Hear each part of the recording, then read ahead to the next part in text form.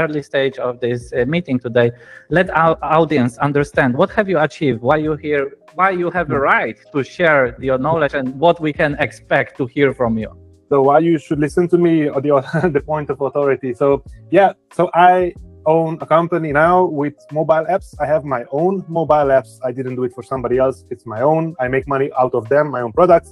And I made around 40 apps, and 9 of them have more than 1 million downloads. And total they have around like 22 plus million downloads. I think I'm telling this 22 million downloads for like a few months now. I think it's way more now. I think I'm like at 25 plus minus, but like millions of downloads.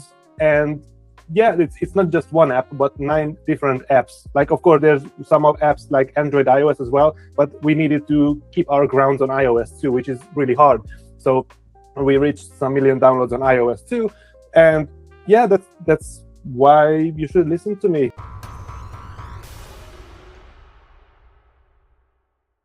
I want to highlight one of them that was my favorite, is the bed boat, which is an inflatable mattress with engines under it. So it has 2 electric engines. Okay.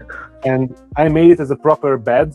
And while the bed was on the water, it had bedding, bed sheets, pillows. I pretend to sleep, and under the pillow I had a joystick, and I could control the bed to go forwards, backwards, left and right. And the prank was that I sleep on the canal, and somehow the bed is wild and go by itself. And I took it out, I built it. It took me a long time, and even police was after me to see what is this like, because at the beginning I was pulling it with my motorboat. You cannot pull an object with a rope.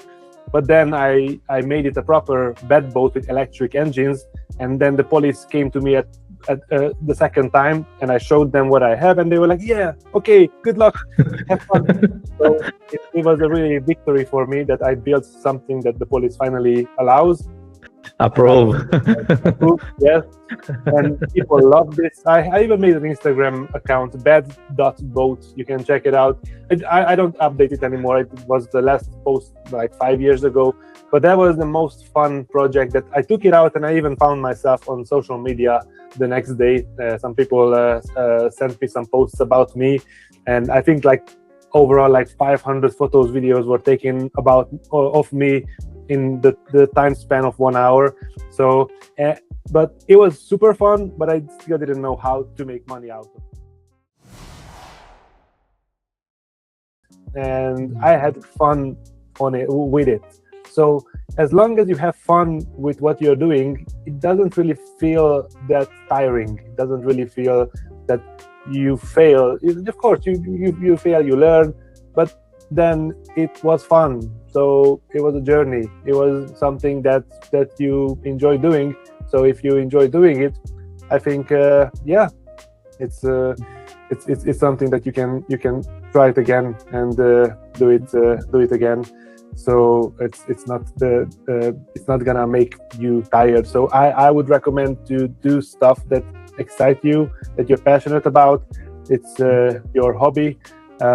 It can be something that is your that makes you want to do something, not because of the money, just for the money, because that's a bit not enough motivation. That might make you give up. And you need to like love what you're doing, otherwise it's not gonna be for long. Infinite amount of time when I was 15 or like 12, 13, but still with this brain of like programmer's brain, I wanted to automate it. So that was my motivation. I will make a lip syncing automation for Android, and I can repeat my success so I can get multi-million downloads again, not downloads, but millions of views again. So I had a vision. I make Me Melody lip syncing automation. That was the application that I went forward. But for that full-on video editor, I was not ready for that. So I started to go step by step. I released apps that are just like fraction of it, like small apps. And I released some boring apps, and some out of these boring apps, suddenly, accidentally, Video Stabilizer blew up. Like I had hundreds of downloads in the first few weeks and did thousands of downloads every day with the video stabilizer. After like 1 or 2 months, I was like, wow, this is happening. And I didn't care about it for a while until I got enough emails to fix it, please fix it, we need it. And then I spent more time on it. I fixed it, but I was still with my project, the lip syncing automation. So I released a few more apps, and then I released the lip syncing automation. And I even made an Instagram account for it with videos. I made a YouTube video about it, even one in Hungarian, and I made a full YouTube channel to try to boost these really fun applications that nobody really downloads. And even this lip syncing automation was not really downloaded, and that was kind of like a failure moment for me, because I dreamed about this and it was not successful. But then it was 100%, and I took out 10% of this product. That was the video to photo, and the video to photo again blew up. And even now, if you search on Android video to photo, I will be the first one. Also for video stabilizer, if you search for video stabilizer, I will be also the first one. Most. So I didn't have a strategy. I was just trying and trying and trying in the dark. And after, so this was already the first sign of the success.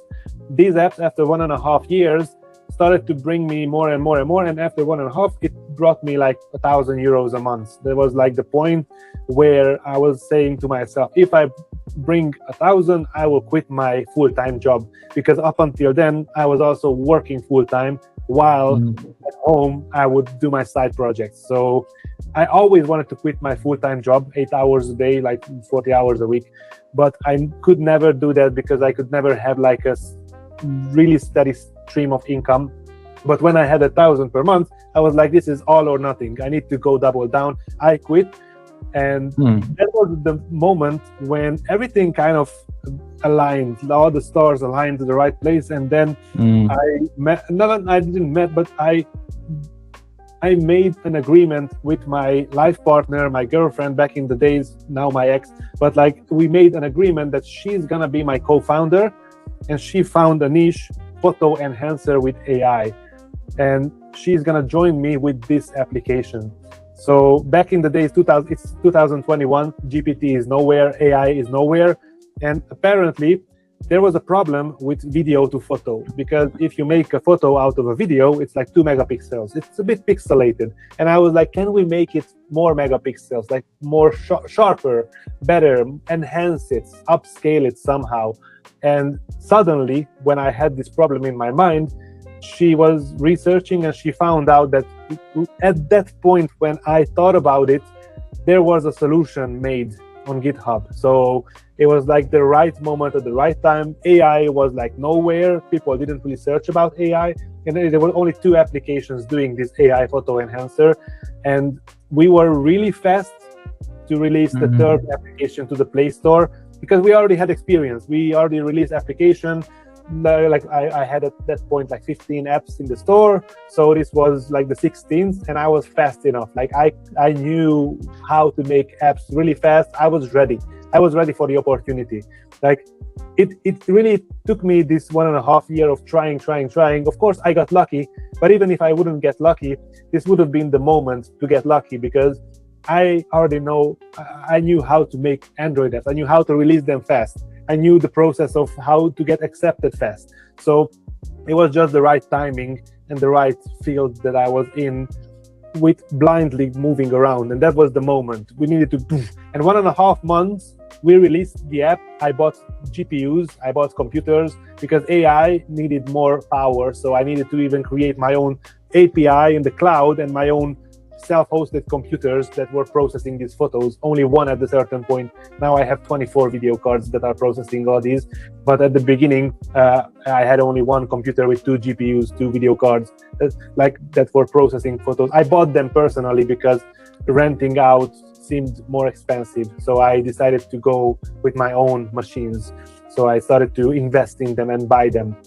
And so we joined forces with my ex-partner, still my business partner, and we released AI Photo Enhancer, AI Photo Restore, they were the third and fourth AI photo processing apps in the Play Store, which is quite a big achievement to be the third and fourth one.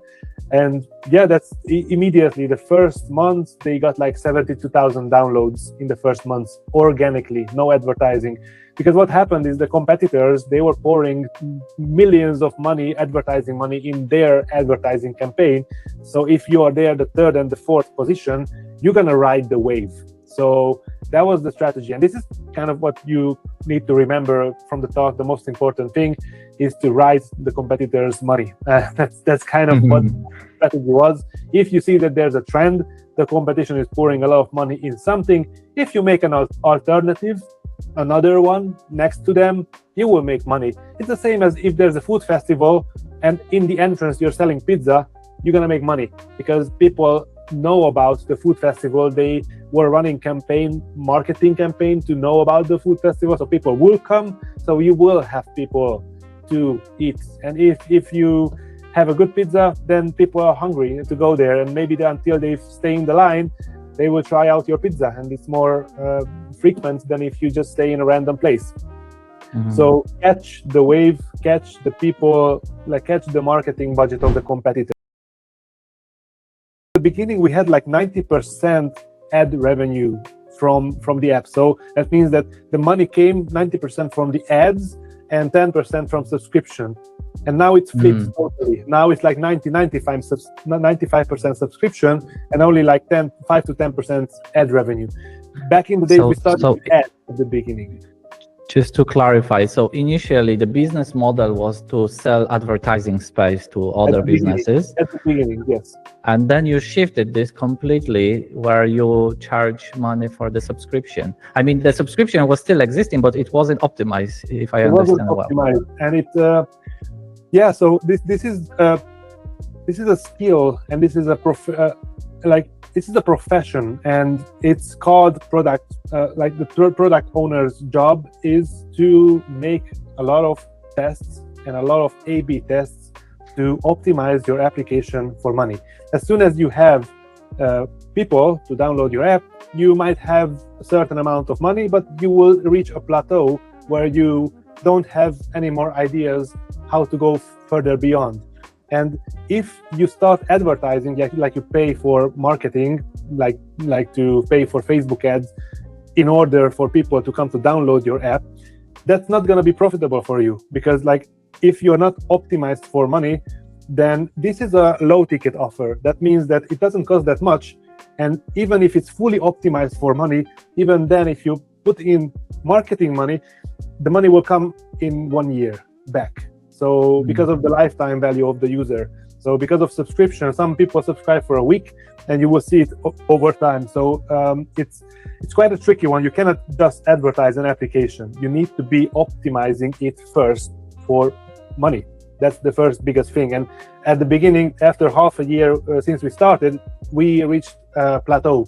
Us, like me and my ex, we reached the ceiling of how much we could scale. And that's when we got the third person who made 5 times more money from the apps from A/B testing. So this is the time when you optimize and squeeze the most out of your app. So what we've done, the most relevant one is paywall. To have at the beginning of the app, when you open it, you describe, this app is amazing, this app so good, so many reviews, and there's a paywall, like you can pay with an X button. The smaller the X, the bigger the money. So it's this one alone was, I think, the biggest A/B test that was bringing us the most money, and even optimizing the paywall to the best of it. So I think we've done like more than 50 A/B tests on the paywall. Just make the button smaller, make the color different, put it here, put it there. My developer almost quit his job because it was such a boring task, but at the end we needed it because this was needed in order to start paid marketing, because you need to optimize the hell out of your app to make money, because every dime you put in Facebook ads, it needs to give you the maximum. So that's kind of the deal. I mean, if you think about this paywall, it's like a psychological thing. How to Win Friends and Influence People, that this book has it, like the yes chain. You need to say a few times yes, like really good application, wow, so many reviews, and then a paywall. So like yes, yes, yes, and then the next one is paywall. You can of course press the X button, but at that point it's like you've seen it, how good it is. So that's psychological thing. Just to clarify, that paywall exists before users got opportunity to use the application? Or exactly. Before the opportunity of being able to use the application, and also during the application. So well, I want to go back just to one more element to go deeper into this product owner position. How did you decide who should go for this position? Were you kind of confident, hey, if I get this guy, we can make more money? Where the idea came from? Because it seems that it was critical moment for your business to get this guy, and how he show up, how could you decide that's the guy who will help us make millions? It was critical, and funny enough, like I don't remember if I told this before, but you need to decide if you're a creator or you're a money maker. I don't think I told this. Like, I am a creator, and like my ex was a money maker. So I am good in making stuff, and she is good in making money. And honestly, at the beginning, I was even against it. Like, why do we need somebody for 50-50? I didn't even understand what a product owner can bring. And this is for all my fellow entrepreneurs who are developer first. Like, this part, it was important that I have somebody alongside me that understood this. I was not the one understanding the value of a product owner. I was the one that made the product better technically. I made it fast. I made it more features, more functionalities. I didn't really know what is an A/B testing good for. I didn't know what they would bring it. And as soon as she convinced me that we need it, I was even a bit grumpy at the interview with the product owner, like, who are you? Why you want to take money from us? And like, she told me, like, just give it a chance. And then as soon as I've seen the results that she brings, some slides, like it was like the first meeting, she brought a PowerPoint presentation of this is what will make the app better, and this is what the statistics show us right now. 100% enter the app, only 80% get to select a photo. Why is that happening? And he was telling us some hypotheses, some assumptions of why this could be. And we always need to test these assumptions to figure out whether it's correct or incorrect. And that's kind of A/B test. So you see where you lose people, where people are like clicking away or not proceeding, and you think about what can go wrong, and you test it, and you make an application, 2 versions. One has the original and one has your upgrade, your improvement, and you test which version will have more money. So how to know that this guy was the right one? Honestly, we didn't know. It was also a lucky situation, but like how he came up for the first meeting, how prepared he was, and also he's a bit older than us, like I think 45. I don't remember his age, but he also had previous experience with doing this. So I was thinking that the right fit, and that he was telling us big numbers, at how big numbers we can get together. It was just like the right fit. So I personally didn't, but I think my ex was having a few interviews, and this was the interview where I got also invited. Of course, I can tell you, like I'm building AI exam preparation app. Like, okay, so before that, all the new projects, because the pain that I suffered from all the failed apps, all the new projects needs to have a mommy or daddy. Like, that's the mommy or daddy, the other part who makes money. I am the creator, and I accept it. I don't want to be the one that is the marketeer or salesperson or business person. I want to do projects. I love doing projects. I hate doing business. I mean, I'm not hate. I value it. I understand it. I love doing it. I love to see it. I love to be around it. But as of now, I enjoy doing projects and creating them way more than doing business. So when I start a new project, I always have to have somebody with a fair amount of equity, like 50-50 or I don't know, 25 or whatever works in the team to help me make money, because I know where it's gonna be. If I don't have somebody like that besides me, it's just gonna be another project in the graveyard. If nobody pushes it, it's not gonna work. So right now I have 3 active projects that are having their influencer business person next to them. So these 3 projects are an AI exam preparation project where you have a textbook. The textbook is analyzed by AI and it prepares you for the final exam as a doctor, future doctor. And I have a partnership with a doctor in Romania who has like 350 students learning with him. This is personal. So I know when I'm gonna be ready, and we are now ready, and now we're giving to students to test it. This is the period where we started doing this and we get feedback. As soon as we get the first tests back, we're gonna have clients, because this guy already has clients, and all these clients are downloading the competitor app. But as soon as we are ready, the doctor who has these many students can promote it inside of his circle, community. This is big. So right now I'm always searching for people who already have a community and they can bring it to their community if I'm ready. And it's not valuable anymore. I mean, not all people know about it, and this might be an opportunity to make landing pages or apps for people with the same price. The pricing still didn't adjust yet, and I think it will, but it's still adjusting. Like right now, we are seeing a transition where people slowly find out about how unvaluable, like it's like not unvaluable, but like how easy it is to write code, and at the end it doesn't have that much value what it had before, because it was expensive. It was expensive to create something. But now if you really understand like vibe coding and know how to do it the right way, you can indeed start to do a project overnight, or over, like sometimes in our business we finish like a mini product that we need in our business in 2 hours. Or I also finished like prototypes of MVPs in 1 hour. So it's like really fast. And I'm also like trying to build I have another employee who's trying to build a project through WhatsApp voice communication to finish a product in 15 minutes because of different agents that are doing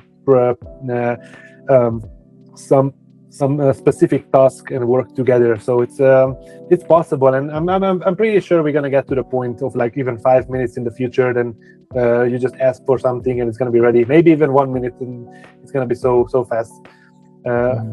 With these AI models that even Gemma 4 released, 20-time efficiency. It's gonna open a new world for AI models. This is crazy what's happening right now. So yeah, I feel like sales and community is now way more valuable than development. Like that's what I think, because you can develop anything. Question is like, how are you gonna sell it to? And if so many people are developing them, the market is overcrowded now. So it's a harder time to do stuff, but it's also an easier time if you find yourself a partner that is good in sales or has a community. So that's kind of my biggest advice, is that try to get yourself a co-founder. Even with the mobile apps, I had myself a co-founder, and they were good in making money. So if you're like somebody who's good in making money, find yourself a developer, or if you're a developer, find yourself a business person. Got it. So Zsolt, we will be wrapping up. I really appreciate the time and then your sharing. I really appreciate so many years of experience, failures, tests, and success you pass to the audience in such a 1 hour time. It's really amazing actually what the books and now online network and podcasts give it to us. So I really appreciate your time. If there is anything that my community could do for you, is there anything that you would like to share with us? Maybe do you want to share any of your social media or any project you would like us to check out? Feel free to let us know. Yeah, of course. I mean, if you like the talk, you can drop me a message on one of my social media, whichever is more suitable for you. My website is zsolt.kallos.com. Maybe you can write it here like after my anime. So overall, like, and if you have ideas, of course we can brainstorm a bit. Don't be like, you can share it with me, don't worry, I'm not gonna steal it. If it's really good, we can talk about like working together, but it's not gonna be like I'm gonna be like going alone, because I have way more projects that I can handle right now. So if you want to talk about projects, I'm open for it. I love to talk projects, and we will discuss. And again, like, idea is 1%, execution is 99. So don't be afraid to tell to other people your idea, because whatever you have, I think thousands of people thought about it before. Don't think that you're unique. I'm not unique as well. Like, there were so many people there. The numbers, like how many of us are on this planet, is just enormous. And like, don't think that you are the only one that has that idea, but are you the one that executes it correctly? Yeah, I'm happy to help. Hope it inspired you. And keep on trying, keep on hustling. If you succeeded, keep on going. If you didn't, then just don't keep on going too. Yeah. The only way to fail is to quit. If you don't quit, you're not exactly. gonna fail.